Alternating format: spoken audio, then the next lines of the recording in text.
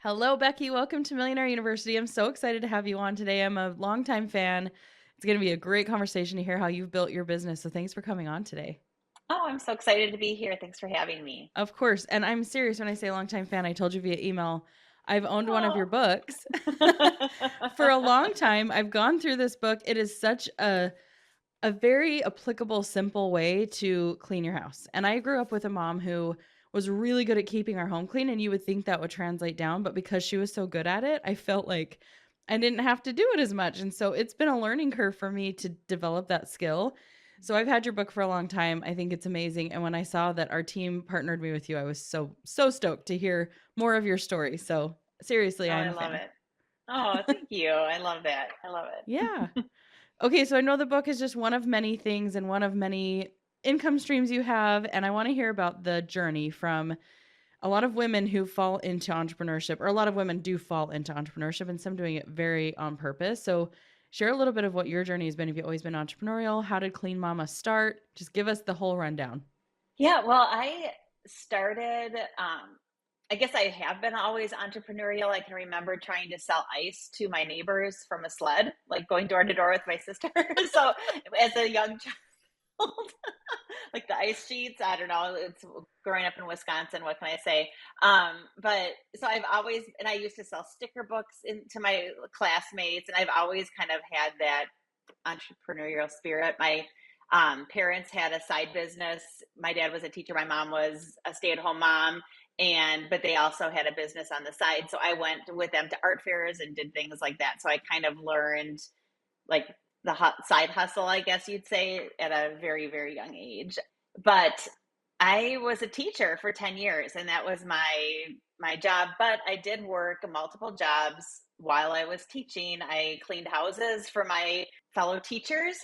When they were like doing sports after school, I would run to their house and clean it. I Wow. rotated through a number of the teachers' houses that way, which is very odd looking back.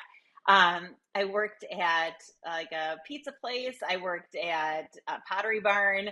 I worked at Target. I mean, I was always doing something on the side. I enjoy working. To be honest, I didn't mind it, and I kind of needed to pay off student loans, and needed the extra cash, and that was fine. When my husband and I were first married, we had a one bedroom apartment, and I've always been a clean person. Like I like had tour charts for my college roommates. Like, I mean, I like help like let's figure out how to do this. That's always been my MO, I guess. And That is I hilarious. That is like every people listening are either like, well, that sounds like a nightmare roommate situation, or that sounds like a dream. it was probably more I wasn't. I mean, I'm a big sister, so that's kind of the vibe I probably gave off, and hopefully it wasn't taken the way. But I mean, we had seven of us living in a little three-bedroom like dorm with one bathroom. Like that's a lot Yeah. to like wrangle. So of course I took that on, but I was an art teacher, so I had like this like left side of my brain like kind of systems and figuring things out, and then the right side of very artistic. I love painting and drawing and taking like photography, and that was so I kind of, I don't know, it's just kind of how I meshed the two together, I guess. But when my husband and I were first married, we had this one bedroom apartment. I could not figure out how to keep it clean. We were both running in multiple directions all week long with different. He had a couple jobs, I had three jobs, and we were kind of busy. And then I was like, I gotta figure out how to keep this place clean. I mean, it's a one bedroom apartment, one bathroom. How hard is it? It's two of us. Like, come on. Like, I just couldn't figure it out. So I started kind of investigating, like asking like my friends, asking my mom, asking my grandma, and no one really gave me an answer that kind of worked. No one really had an answer for me except for my grandma. She was the first one that actually was like, "Oh, well, this is what you do." Da, da, da, da, da. And she kind of told me, "You need to split things up. You can't do everything all at once." Now, she was mom of three, and in the 50s was a work outside the home mom, and that was what she did, and she really knew how to figure that out. So that was kind of catalyst for like she had it kind of figured out. So she told me like what it doesn't really matter what you do, but just concentrate on one thing every day. And that was kind of where I started coming up with this things that I'm doing all the time, those daily tasks, and then adding in something every day that's a little bit larger and like cleaning your bathrooms, vacuuming, that sort of thing. And so I started kind of coming up with this little system on my own and typed it out, printed it out, had the checklists. My husband was just like, what? Like, thought I was an adult. And then, so it really was just mine because he was just like, whatever, it's like, she's weird.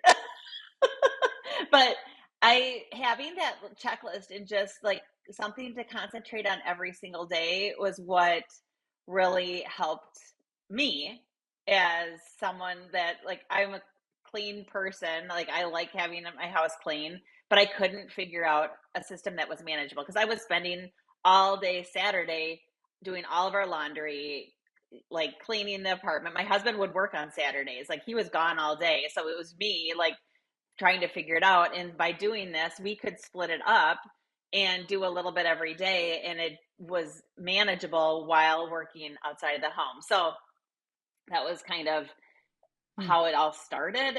But that was like 2000, 2001, 2002. So I didn't start Clean Mama until 2009. So mm, there's 9 years in there where I am like iterating it and working on it and changing it up. In that time, I had our first child. I went back to work with her, so I was teaching full time with her and dropping her off at daycare. And now we had a slightly like a 2 bedroom townhouse, so it was a little bit bigger, but definitely more irons in the fire. I mean, lots more going on, especially with the baby. And that was when I kind of changed the routine a little bit because not everything worked. And so I realized that I couldn't do as much in the evenings or like split up during the day. And I kind of worked on it from there. And then we ended up having another baby. So they're 2 years apart. And I stayed home um, at, when she was almost a year. I stayed home and then we had another baby and I was a stay at home mom at that point. So there was that was like things were that worked really well at that point. The routine was working, but then in like 2009 we moved into our house, which was much larger, and with the 2 little kids, and then the market crashed, and that like affected us very directly with my husband's job. And I was like, I should probably do something. So at that point I started like maybe I could do a blog and maybe I could share my routine, maybe I could talk about cleaning. I'm looking, no one's talking about it at that point. Like there's no one like except for Martha Stewart. But I mean, there's no one right. like here's a blog about cleaning. Let me share my routine. No one was doing any of that. So I started in 2009 with the blog.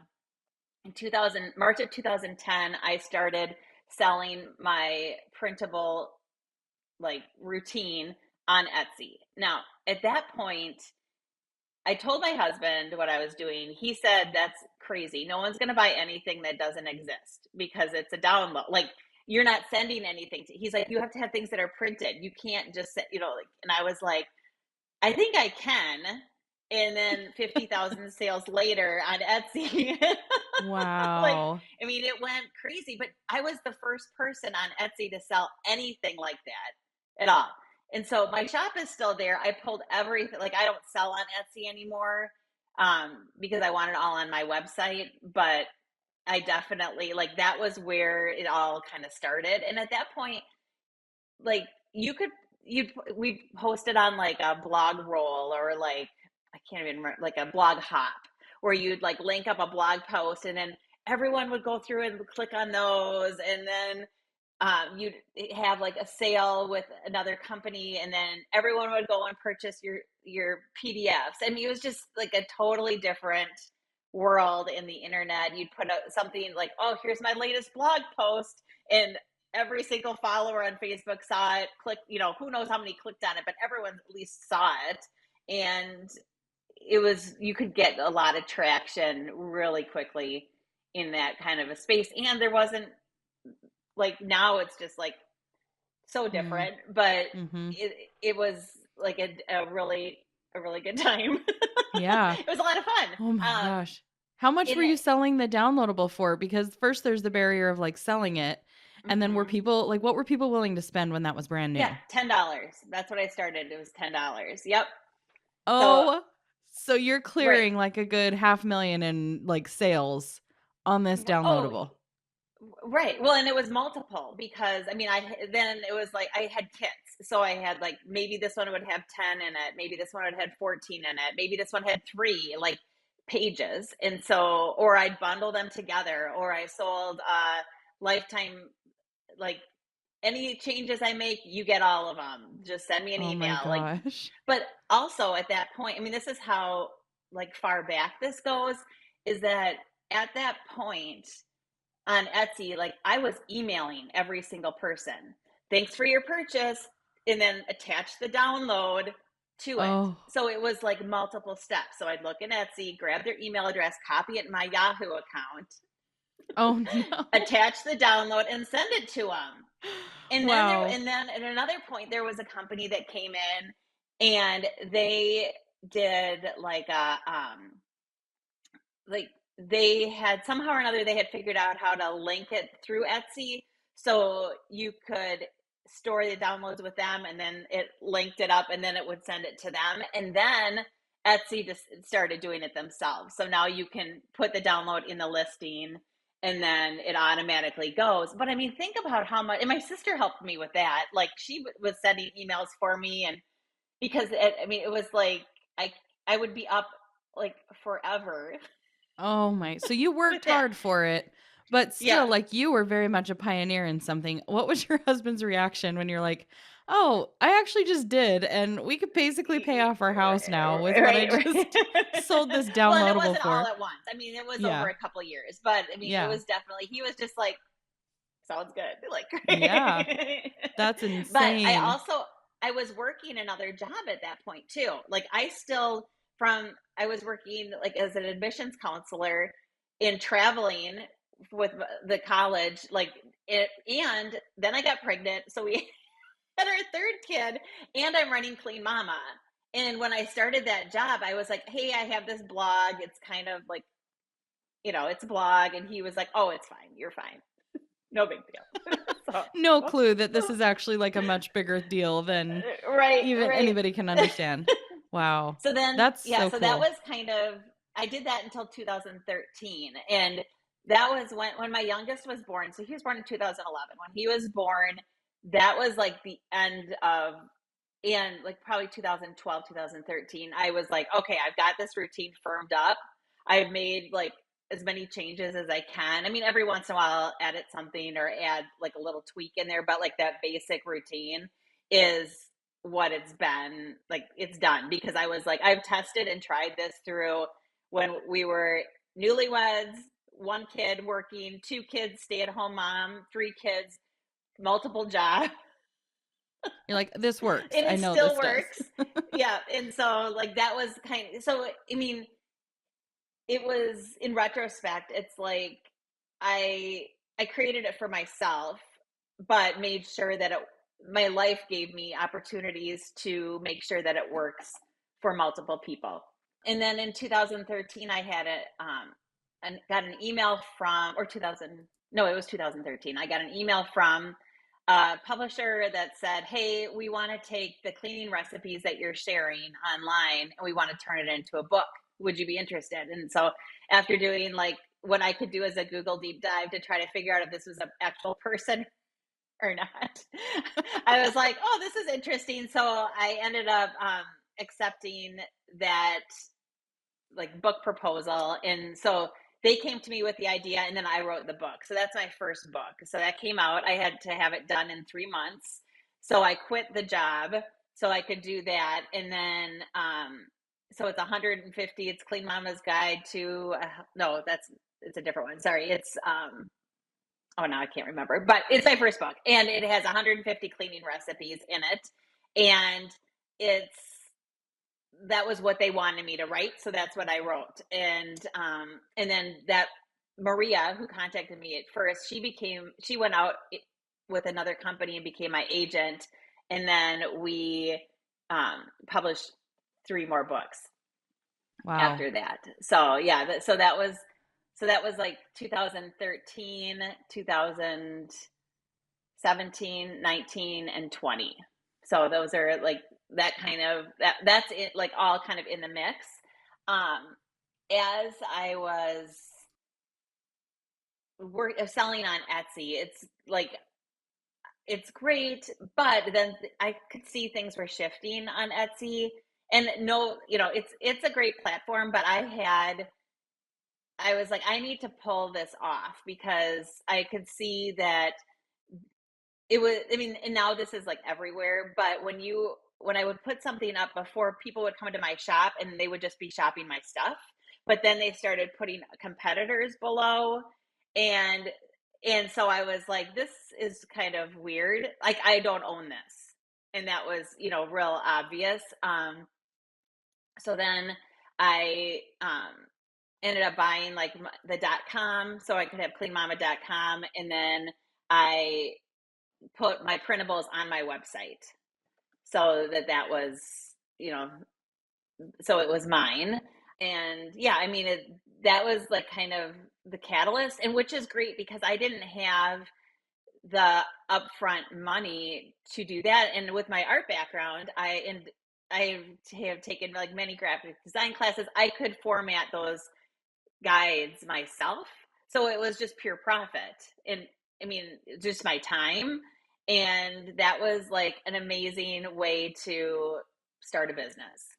Yeah. That Wow. Okay, so when you published the first book, that's when you quit your job. Is that kind of the end of working for someone else? And from then on, it's been you yeah. have your own business and this is a full-time thing and no more Yep. anything else? Like we left all the side Yes. gigs Yep. behind? Yep. Yeah, Wow. that was 2013. Yeah, so that was like I was done at that point. Wow. What Yeah. point did you realize this could become a full-time business? Like, was it the book offer and realizing, okay, or was it even like with the printables? What kept you working? Was there still just some like hesitation of this being something with longevity? No, I've always felt like it was more than I thought it was. Like I always like I could just kind of see that I was onto something and had something new and different, and it was just working. I mean, to be honest, it was health insurance. Mm. Like that was like really like because my husband was self-employed and I was self-employed, and having health insurance was really helpful at that point. So Yeah. yeah. So what was that shift like? I mean, I know you said it was pure profit. You were able to do so many of those things yourself, but when did you shift into do you still do everything yourself or is it such No. I was Yeah. like, please, Yeah. I would imagine that to be doing what you're doing, you've outsourced. So what was that shift like as Yes. you stepped more into the CEO role instead of, oh, this is a side hustle. I'm a mommy blogger. And now I'm like, I have a company. Yeah. No, that was like 2013. The book did really well. And that definitely brought in new like faces and people and all that. And then 2014 to 2015, I started seeing like I'm using affiliate links. So I'm linking other people's products, in my blog posts or on social media, sharing things. I'm getting paid for sponsorships, that sort of thing. And I was like, I don't love all of this. And there's a lot of things like this is okay, but I would not have picked this color, or I don't like the way the handle fits, or I don't like there was always something wrong.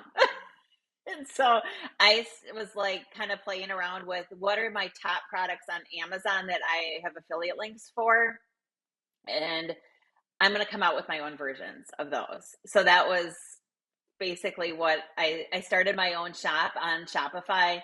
Um, Smartly, I went straight to Shopify.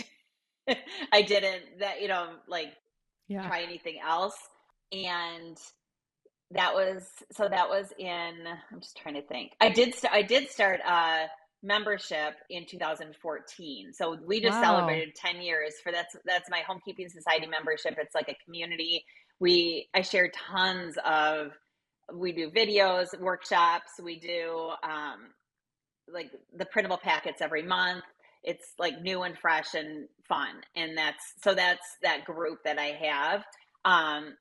And so like you're thinking about like diversifying, like that was a Mhm. great thing for me to do. That really helped. And it helped pull me off of Etsy because now it's a new way to share my content with people that are actually interested in it or already like buying, but they want more. Um, and then in 2015, I opened the Shopify shop, and I had my printables in, I think it was in my WordPress site. So you could buy it that way. We put those in Shopify too. So I had my printables in Shopify, and then I added just a couple products. I added glass spray bottles, some cleaning cloths that I had made for me, and then I think I did like cleaning recipe labels. And so it was just, I mean, very simple, just a couple things. And like, it did great. Just like, wow, this is a great start. We started like in December of 2015. I had a company that working with me at that point. They were helping design the printables and the labels and that sort of thing. So I had outsourced that. And then the shop started growing. And in 2019, I branched off or I left that branding company and went to a design company. And so then they redid my website, redid all my PDFs for me, and everything. And so I've been working with them since 2019. I would say that they are like they're they're contracted, but like they're awesome. Like Yeah. I feel like they're part of my team, but Mhm. we work I structure things a little bit differently, to make sure that I'm nimble Mhm. and um, it just keeps things easy. But they are definitely part of my team, and I love working with them. So yeah. But that's and Cool. then 2020, like if we're just kind of like going through like of like times when things like kind of shifted or changed. That was a horrible time for so many people. But if you are talking about cleaning, it was a gold mine. Like that was Oh, yeah. because everyone's home. Everyone wants to know how to clean things. I have this wealth of information already on my website because I've been blogging since 2009. I have a product line. And so now people are like buying. At that point I had added like laundry products and cleaning products because I also started to see where if you're selling glass spray bottles and microfiber cleaning cloths, those things last forever. So I'm not getting those recurring purchases. So I added the actual consumable products to my website, and and it was kind of timed just right with COVID, and that's when I like just I mean I think I doubled from 2019 to 2020, and then like 1x again, like from 2020 to 2021.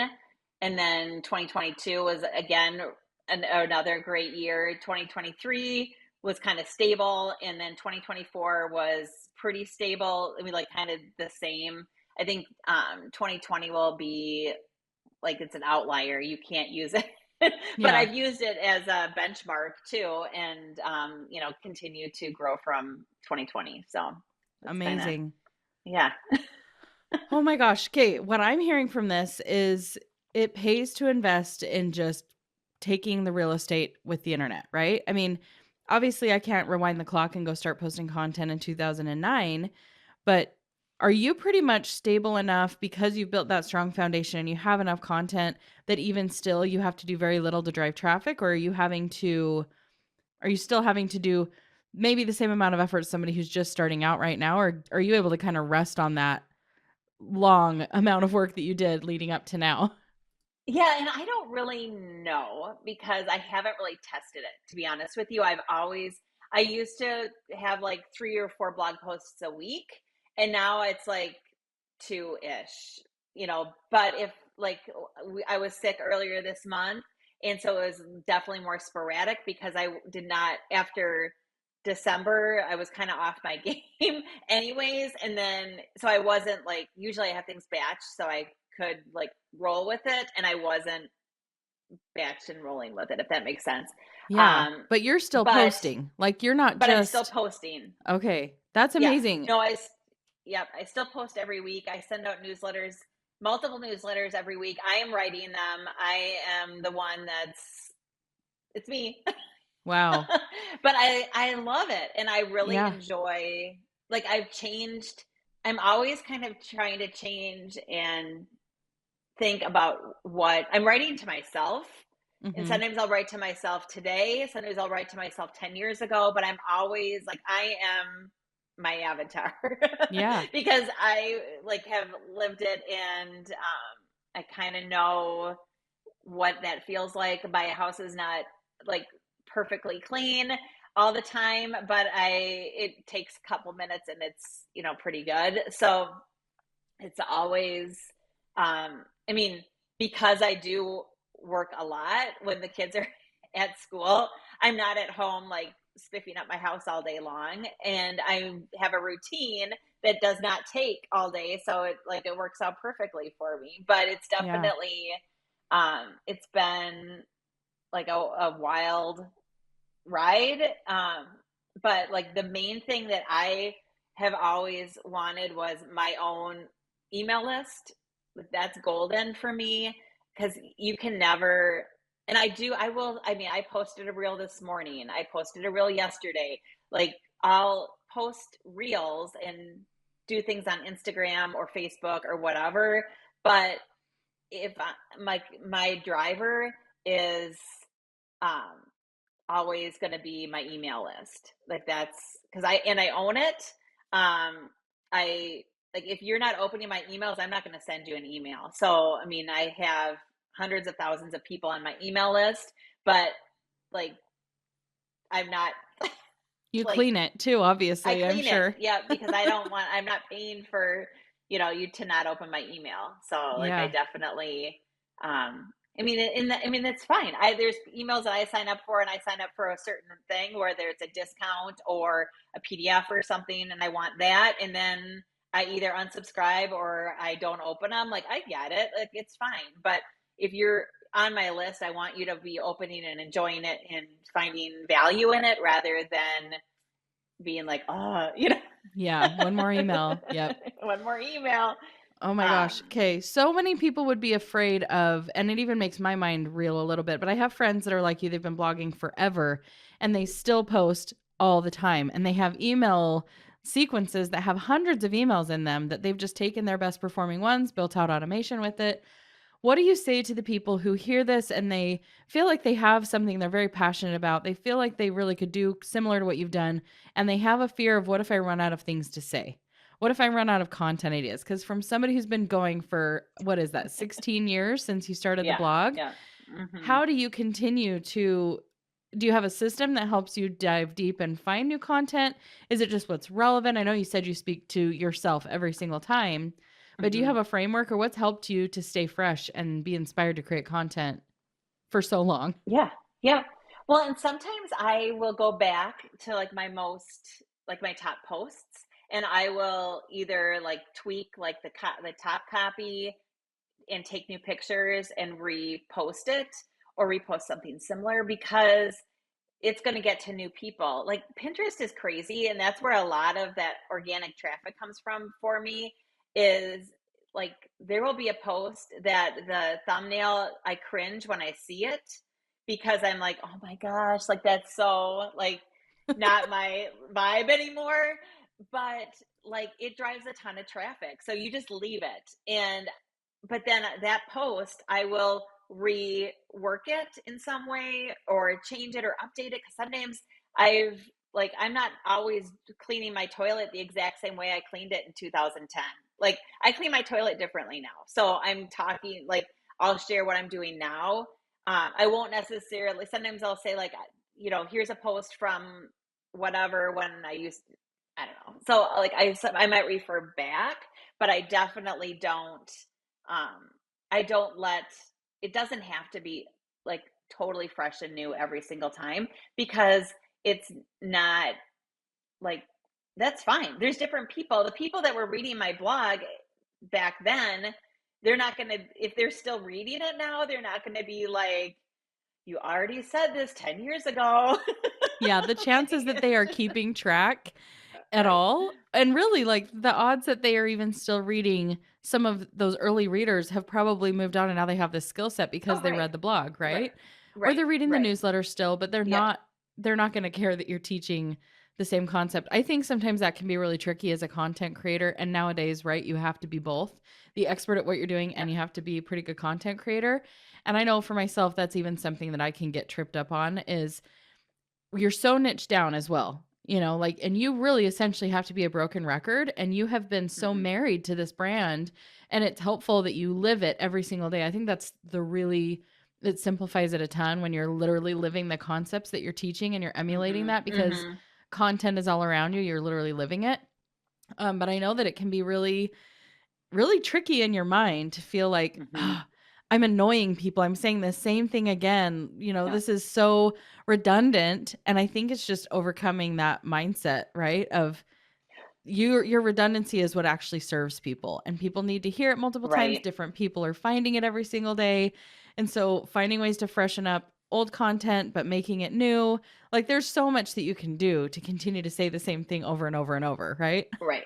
Well, and I had a company come in and go through everything. I had like 3,000 errors Wow. on like old, like, so they finished up like within the last couple of months, but they went through all of my old, everything on my site, fixed all the errors, like checked the SEO, did everything. And then they'll come in quarterly now and like just double check things. But that's like, I mean, those are the things you do. And now when someone comes, like anything that was a bad link, whatever, I mean, they fixed it. So now Google, I mean, I went from like, I think I was like ranking like 60% on Google, and now I'm like a 99%. Like they give you like, I Wow. mean, they improved it like so much. Like I didn't want to do that. Like that's this isn't like what I signed up for, but it helps. Like you have to think about those sorts of things, and it's like the site health that, like, if I want to keep this train going, like that's kind of, what you have to do. But if you're like, as a content creator, I think that the main thing that I've learned is, like, if you're talking about something you don't like or care about or love, like it's going to show. And so you have to be authentic, because otherwise your voice doesn't really matter, because then you're just like everyone else on the internet that's like Yeah. just like throwing up links and I mean, it gets exhausting. Like if you go through like Instagram and it's just like favorite this, favorite that, and that's like, it's exhausting for me. I only follow like 300 people, be, because I can't. It's just like overload, and that many people is like way too much for me. But I like, if I'm gonna share something, I use it. I love it, and it's gonna work. Like I know that for sure. And that was like part of why I wanted my own brand, because I couldn't keep sharing products that I was like, I think this ingredient's okay, but I'm not 100% sure. Like, I wanted to make sure that it was like I could stand behind it regardless. And Mhm. I mean, it's definitely more difficult, but to me, it's paid off. I don't know. I do have, I mean, this is like new this year, but I've been working on licensing with, I teamed up with an awesome company called Core Home, and they were able to. We brought my products into Pop Shelf, so it's in Pop Shelf stores nationwide, which is super exciting to have.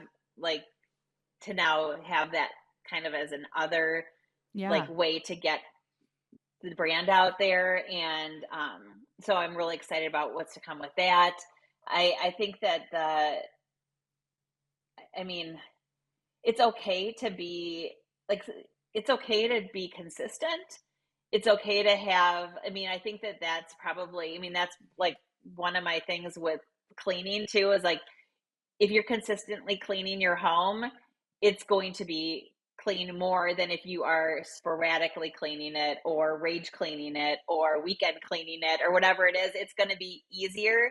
But I think that the, like when it comes to like building a brand, building a business, sure, it's great to grow like crazy gangbusters and have like obscene numbers and like offers to buy your business and all of that, which I've had multiple times. But I think that it's also okay to say, like, this, I am okay with like this fits what I'm like my lifestyle. This fits, I can still be who I want to be in the business and still make a living and a life. And like, that's pretty fun too, Yeah. I guess. I I love that mean, you compare that consistency in the cleaning. Like you apply those same principles into entrepreneurship. It's really no wonder that you've been able to do what you've done because you have such a good approach to all the things that need to be done, right? Like when it comes to cleaning the home, find a system, find something that makes this work a little bit better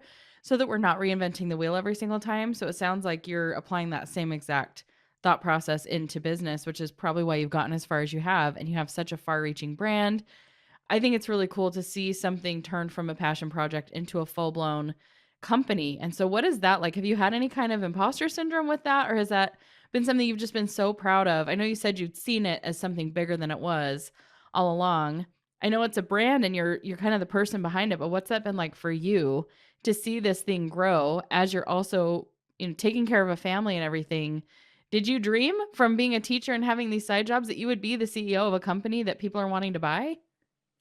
well, interestingly, when I was teaching, like at kind of before I had our first daughter, I was like thinking to myself, like, what can I do so that I don't have to teach?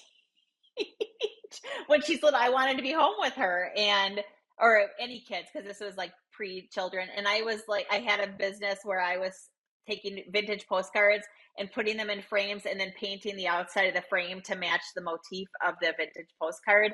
And so I mean, I had those in little shops, and like that was to me, I was like, well, this could be really fun. That never would have paid the bills ever, like, ever. But I think that the main, like, I guess I felt like it was, I was onto something. I felt like I had something that could be turned into a company or a brand, but I didn't realize that it would be what it is. And like I'm thrilled for where it's at.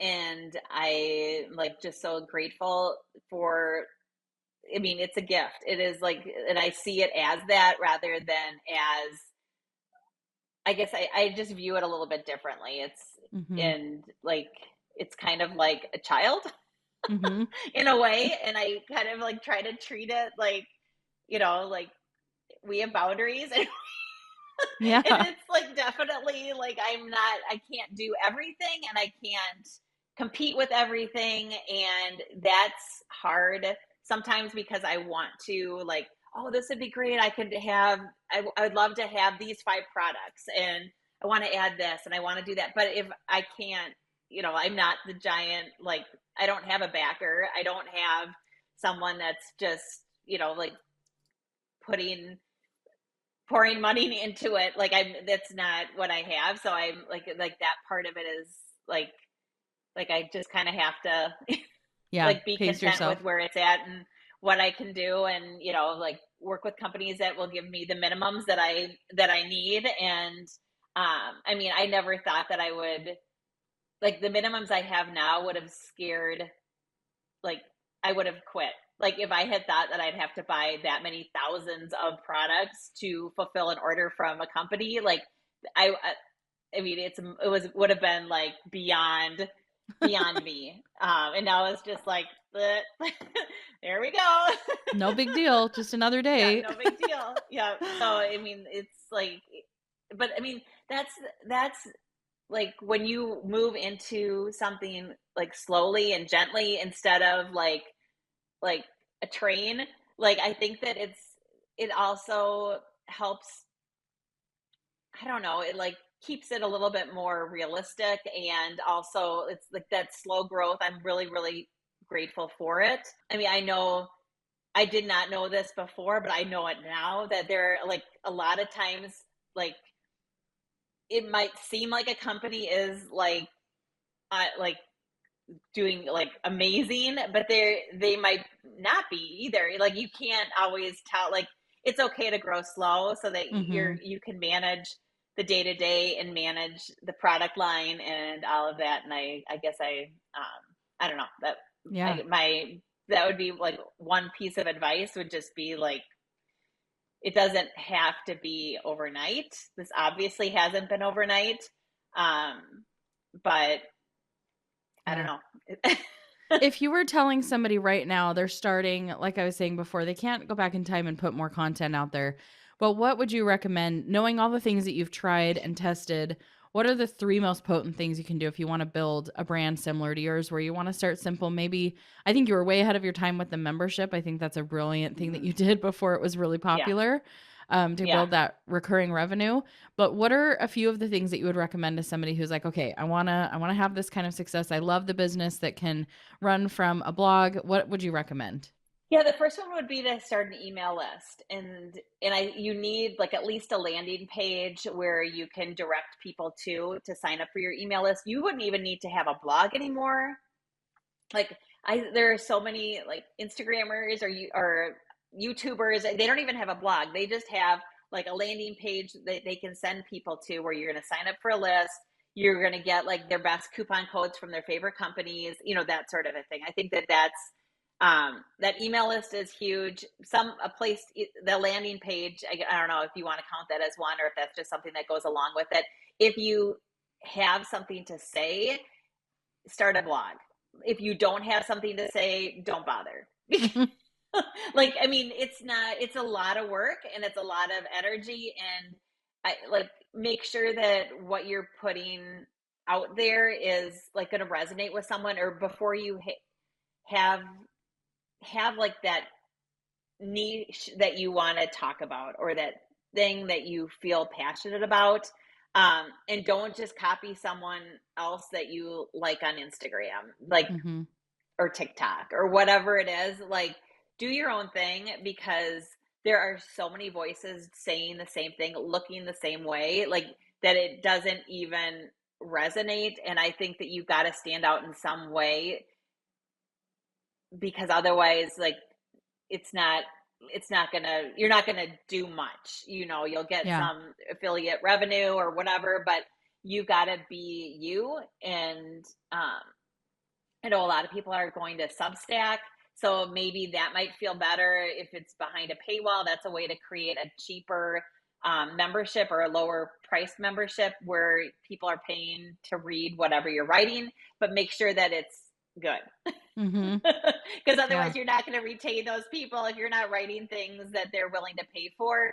Or you can have Substack where you're not paying for it too, and it's just where you're writing, but then it's a little bit, because it's behind that paywall. You can write things that maybe feel private, or um, Yeah. that you wouldn't necessarily share with everyone on the web. Um, and then the last thing is, if you're going to partner up with brands, make sure that you love them and you actually use them. And I mean, I get probably 10 emails a week from influencers wanting me to pay them to influence for me. So they want to share my products and they want me to pay them for it. They don't even follow me. Like, Mm. I'll click on it and they don't even follow me. Like, if you're going to send something to a company, follow them before you send the letter that asks them to pay you $5,000 for a reel. Like, like, I mean, it's like I mean, I won't even respond, because if you like, I would love for you to share my product, but like, You don't actually love it. you better love it, or at least know who I am or something. Like, I don't know, like, don't share things that you don't use. And if you're just using like if you're like, I can remember using, I've gotten products, I've agreed to contracts before with companies, and the product sucked. And I was like, I can't share this. Or, and so then after that, I've always said, you need to send me the product first. Let me test it out and see if I like it. If I like it, then I'll share it. But I will not sign a contract with a company anymore until I've tried the product, because it's it's not worth it. Because then if it's bad and 10 of your followers buy it, those 10 people are going to be like, that was wait, like I just wasted that money because you said you loved it and it was great. Like it, I don't know, like if, Yeah. I guess that's, to me, it feels like a lot of people kind of start there with the affiliates and all that, and then you might come up with a product, or you might come up with something that's helpful for you or that you want to share. Just make sure it's things that you use and that you love, or at least you like them and you know they're not going Mhm. to break after first use. Just a lot of authenticity across the board, right? Like you won't be able to be consistent if you don't truly love the thing that you're blogging about, writing about, sharing about. Same with the products that you share. Like I think it's just at the end of the day, it's really chasing the passion and knowing that the money will follow versus chasing the money and hoping that the passion will Right. follow.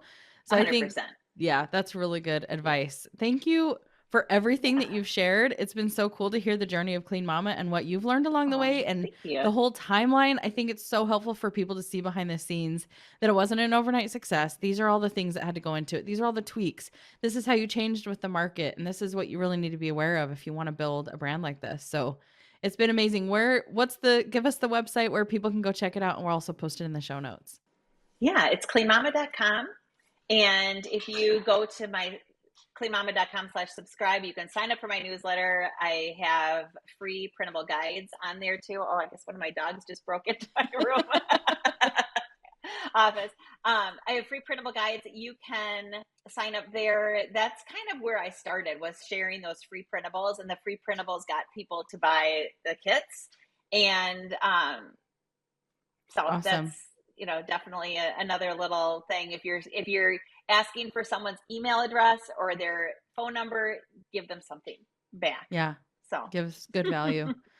Okay, well, yeah. you're wonderful. Thank you again so much for Oh, coming on thank and you. sharing all of this. It's been so fun to get to know you and share all of that with our audience. So we wish you the best, and we will link to all the good things in the show notes. Thanks again, Becky. Thank you. It was great to be here.